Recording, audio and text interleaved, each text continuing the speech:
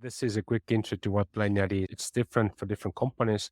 When a vendor sends an invoice, we have companies where there's office managers or accountants who now go and print this invoice on paper. Then these papers are handed over to project managers one by one, where they go through these papers and they pick out these items which they want to allocate costs.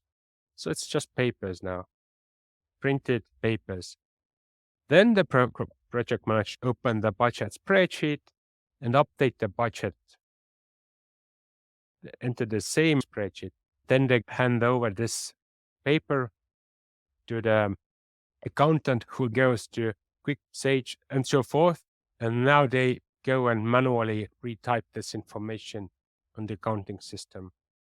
So there's a lot of repetitive data entry and really easy to make mistakes. So if you run tens or hundreds invoices monthly, it's a burden. Let's say the project accounting takes them 3 days to a week monthly, then that's too much. We can save them 4 days monthly, and you have real live numbers, accurate costs information, and accurate forecasts.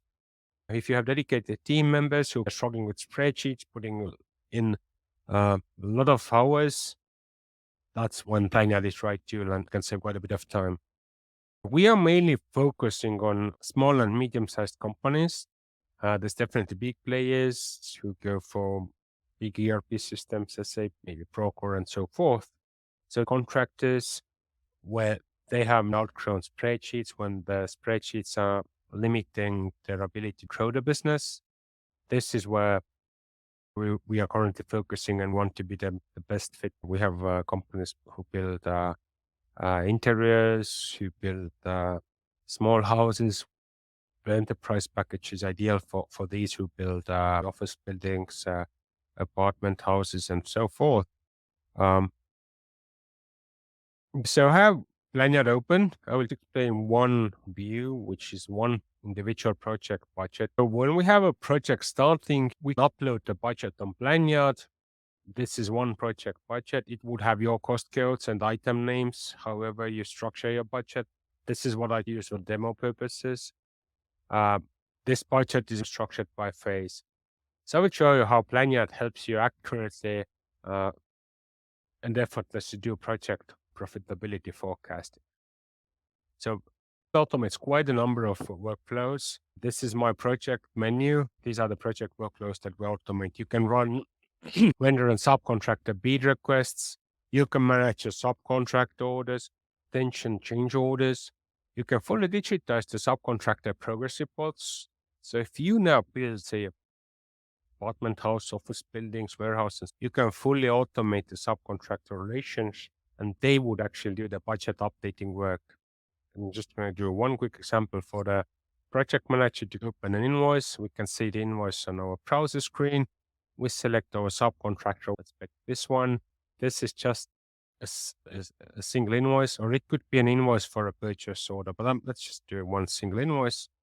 I'm going to label it against a few items on my budget, say this one and that one. I select these. So I selected few budget items.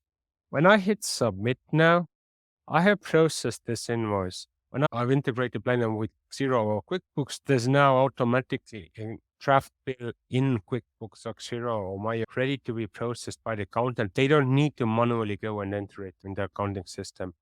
The invoice itself is stored under the costs tab, and the budget is automatically updated. This is just how we simplify individual invoice processing. There's more. As I said, we can do purchase orders, subcontractors, and so forth.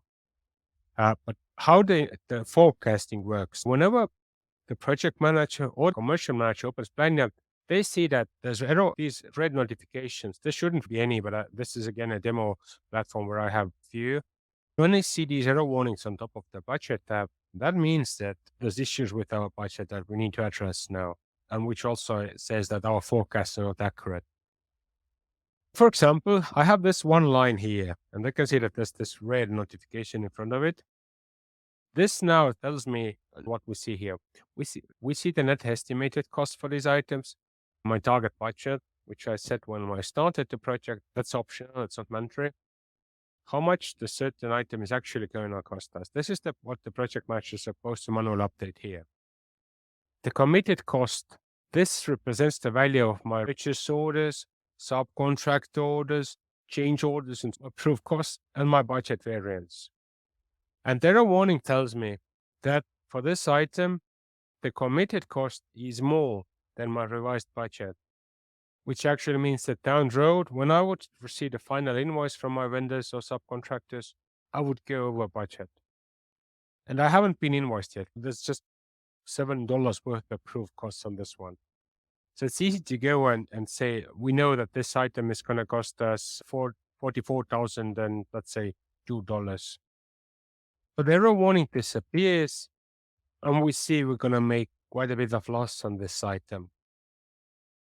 So now, as I did revise my budget, the overview tab, the total revised budget is automatically updated. This is where I see how much the project is actually going to cost me. And the profitability forecast is automatically updated. So when we don't see these red warnings, we can assume that the forecasts are accurate. This budget I was presenting to you was structured by phase. So when again, you set up the budget or you manage the budget the way you do, I have it structured by phase. So it starts foundations and subfloor, load bearing structures, windows and doors and so forth. So it goes through the building phases. When I start my project now, day one or maybe week one, when my orders for, let's say, subcontractors who build the foundations and subfloors, I would already see if this section is profitable or not. I don't need to wait for the invoice to come in. I see that in advance. So if I see maybe week one or month one that we're going to spend quite a bit more on foundations and subfloors, we can take action now. We won't figure that once the invoices start arriving. We can see it now. So we can negotiate our customer. We can go and replan our budget. We can have the data to prevent our cost overruns. This is live numbers now. This is where the manager can track our projects, costs, and forecasts, and so forth.